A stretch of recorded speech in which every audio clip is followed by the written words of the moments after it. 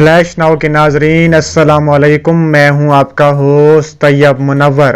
ناظرین گرامی، آج ہے 4 مارچ 2021 اور آج کی ویڈیو میں بہت بڑی خبریں لے کر آیا ہوں۔ تو آپ سے ایک چھوٹی سی گزارش کرتا ہوں ایز اے پاکستانی کہ میری ویڈیو کو ایک لائک ضرور دیا کریں اور چینل کو بھی سبسکرائب کر دیں، کیونکہ بھارتی اس ویڈیو کو ان لائک کرنے آتے ہیں۔ تو آپ سب پاکستانیوں سے گزارش ہے کہ اگر آپ پاکستان سے محبت کرتے ہیں تو اس چینل کو سپورٹ کریں اور ہماری ویڈیو کو ایک لائک ضرور کریں۔ اب چلتے ہیں آج کی ویڈیو کی جانب۔ اسرائیل کی شام میں ایرانی اہداف پر مزید بمباری۔ شام میں بشار الاسد کی حکومت کے زیر انتظام میڈیا نے اتوار کی شب بتایا ہے کہ سرکاری فوج کے فضائی دفاعی نظام نے دارالحکومت دمشق کے اطراف اسرائیلی حملہ پسپا کر دیا۔ سرکاری خبر رساں ایجنسی کے مطابق دمشق کی سمت داغے گئے اسرائیلی میزائلوں کا راستہ روک کر ان میں سے متعدد کو گرا دیا گیا۔ دوسری جانب بشار کی فوج نے اتوار کی شب تصدیق کی ہے کہ اسرائیل نے دمشق کے اطراف اہداف پر میزائل حملہ کیا ہے۔ فوج کے بیان میں بتایا گیا ہے کہ یہ حملہ گولان کی پہاڑیوں سے کیا گیا اور اس دوران زیادہ تر میزائلوں کو مار گرایا گیا۔ اسرائیلی فوج کے ترجمان نے اس حوالے سے تبصرہ کرنے سے انکار کر دیا ہے۔ ادھر اسرائیلی ذرائع کے مطابق اسرائیلی فضائی حملوں میں شام میں ایرانی اہداف کو نشانہ بنایا گیا۔ یہ کارروائی چند روز قبل بحر عمان میں ایران کی جانب سے اسرائیلی بحری جہاز کو نشانہ بنانے کے جواب میں کی گئی۔ یاد رہے کہ اسرائیلی وزیر دفاع بینی گینٹس نے واضح کیا تھا کہ بحیرہ عمان میں اسرائیلی بحری جہاز پر حملہ ایرانی کارروائی کا نتیجہ ہو سکتا ہے۔ ہفتے کی شام ایک ٹی وی انٹرویو میں گینٹس کا کہنا تھا کہ واقعے کی تحقیقات جاری ہیں۔ جمعے کے روز بحر عمان میں اسرائیلی کمپنی کے کارگو بحری جہاز کو پیش آنے والے واقعے پر ایران کی جانب سے کوئی سرکاری تبصرہ سامنے نہیں آیا۔ حالیہ برسوں کے دوران اسرائیل کی جانب سے شام میں ایران سے مربوط اہداف کو باقاعدگی کے ساتھ حملوں کا نشانہ بنایا جاتا رہا ہے اور رواں سال ان حملوں میں تیزی آ گئی ہے، جبکہ مغربی انٹیلیجنس ذرائع کا کہنا ہے کہ یہ خفیہ جنگ ہے جس کا مقصد ایران کے نفوذ پر روک لگانا ہے۔ اب ہم ویڈیو کے نیکسٹ ٹاپک میں بات کرنے والے ہیں کہ امریکہ کا پاک بھارت تعلقات میں پیش رفت کا خیر مقدم۔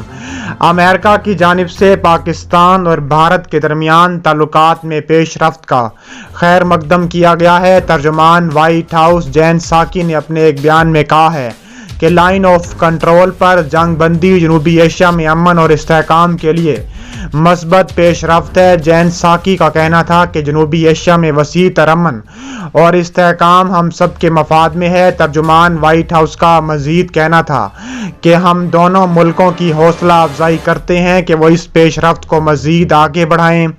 خیال رہے کہ پاکستان اور بھارت کے درمیان حالیہ تناؤ 2 سال قبل پلوامہ واقعے کے بعد پیدا ہوا۔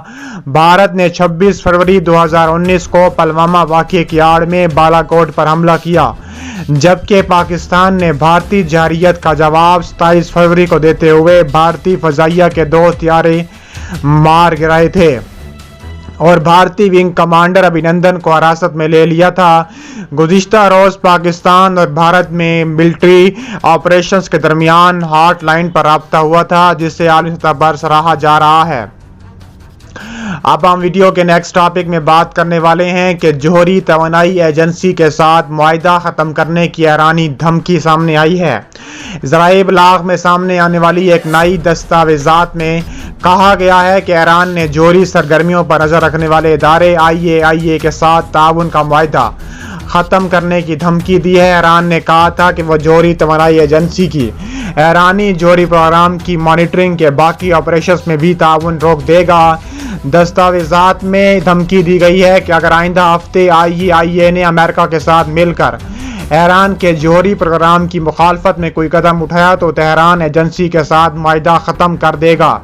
خیال رہے کہ ایران نے پہلے ہی جوہری توانائی ایجنسی کے معائنے کا عمل محدود کر دیا ہے۔ ایران سن 2015 میں طے پائے معاہدے کی شرائط اور پروٹوکول پر عمل درآمد سے فرار اختیار کر رہا ہے۔ ایران کی جانب سے یہ پالیسی 2018 میں امریکہ کی جانب سے ایران کے ساتھ طے پائے معاہدے سے علیحدگی اور تہران پر سابقہ اقتصادی پابندیوں کی بحالی کے بعد اختیار کی گئی۔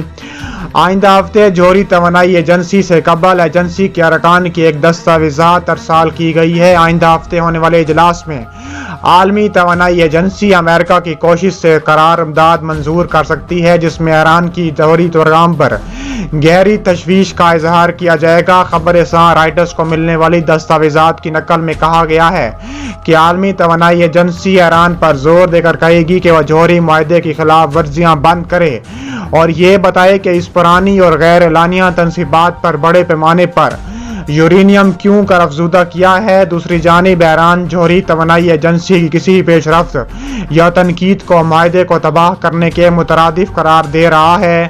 21 فروری کو جوہری توانائی ایجنسی کے سربراہ رافیل گروسی کے ساتھ تہران کی جوہری سرگرمیوں کے معائنے کا سلسلہ جاری رکھنے پر اتفاق کیا گیا تھا۔ دستاویزات میں کہا گیا ہے کہ ایران کے جوہری معاہدے کے حوالے سے مزید پیچیدگیاں پیدا ہو سکتی ہیں۔ ایران کے جوہری پروگرام پر تشویش اور تنقید کے لیے قرارداد کا مسودہ فرانس، برطانیہ، جرمنی اور امریکہ مل کر تیار کریں گے۔ سفارتکاروں کا کہنا ہے کہ یہ واضح نہیں کہ آیا جوہری توانائی ایجنسی یہ قرارداد منظور بھی کرے گی یا نہیں۔ اب ہم ویڈیو کے نیکسٹ ٹاپک میں بات کرنے والے ہیں کہ انڈونیشیا میں ضبط ایران اور پاناما کے جہازوں پر جرائم میں ملوث ہونے کا الزام عائد کر دیا گیا۔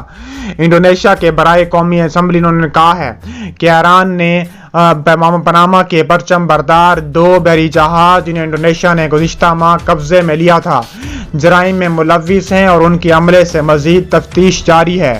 ایران اور چین کے عملے کو لے کر سفر کرنے والے دونوں سپر ٹینکرز کو گزشتہ ماہ انڈونیشیا کے علاقائی پانی میں جزیرے بورنیو کے قریب غیر قانونی طور پر تیل کی منتقلی کے شبے میں روکا گیا تھا۔ ابتدائی تفتیش کے بعد انڈونیشیا کے حکام نے یہ نتیجہ اخذ کیا کہ دونوں جہاز انڈونیشیا کے علاقائی پانیوں میں غیر قانونی سرگرمی میں ملوث تھے۔ بیان میں کہا گیا ہے کہ انڈونیشیا کے حکام فی الحال مشتبہ افراد کے خلاف فرد جرم تیار کرنے پر کام کر رہے ہیں۔ بیان میں مزید کہا گیا ہے کہ انڈونیشیا کے حکام دونوں جہازوں کی غیر قانونی طور پر ایندھن کی منتقلی، غیر قانونی طور پر علاقائی پانیوں میں داخل ہونے اور انڈونیشیا کے علاقے پانیوں میں خطرناک مواد کو ٹھکانے لگانے کی تحقیقات کر رہے ہیں۔ حکام نے بتایا ہے کہ ان دونوں جہازوں کو جنہیں 23 جنوری کو رکھا گیا ہے جان بوجھ کر اپنی معلومات اور شناخت کو مخفی رکھا۔ انہوں نے بورڈ پر الیکٹرانک شناخت نظام بند کر دیے اور ریڈیو کے ذریعے رابطے کا جواب تک نہیں دیا تھا۔ اب ہم بات کرنے والے ہیں سعودی عرب نے حوثیوں کے داغے 346 بیلسٹک میزائل اور 526 ڈرونز تباہ کر دیے۔ سعودی عرب نے اب تک کے یمن سے حوثی شیعہ باغیوں کے داغے گئے 346 بیلسٹک میزائل اور 526 ڈرونز تباہ کر دیے ہیں۔ عرب اتحاد کے ترجمان کرنل ترکی المالکی نے العربیہ ٹی وی کو بتایا ہے کہ سعودی عرب کے سوا کسی اور ملک نے اتنی زیادہ تعداد میں بیلسٹک میزائلوں اور ڈرونز کو روک کر نکارہ نہیں بنایا۔ سعودی عرب کی قیادت میں عرب اتحاد نے ہفتے کی شب یمن سے حوثی شیعہ باغیوں کا دارالحکومت ریاض کی جانب داغا گیا ایک بیلسٹک میزائل فضا میں ہی تباہ کر دیا تھا۔ عرب اتحاد نے اس حملے سے قبل ایران کی حمایت یافتہ حوثی ملیشیا کے بارود سے لدے چھٹے ڈرونز کو بھی فضا میں ہی نکارہ بنا دیا تھا۔ ان ڈرون سے سعودی عرب کے جنوبی شہروں کو نشانہ بنانے کی کوشش کی گئی تھی۔ ان حملوں کے بعد کرنل ترکی المالکی نے العربیہ سے انٹرویو میں کہا ہے کہ حوثی ملیشیا ہی واحد دہشت گرد گروپ ہے جو سپاہی پاسداران انقلاب ایران کی مدد و معاونت سے فوجی صلاحیتوں کی حامل ہے۔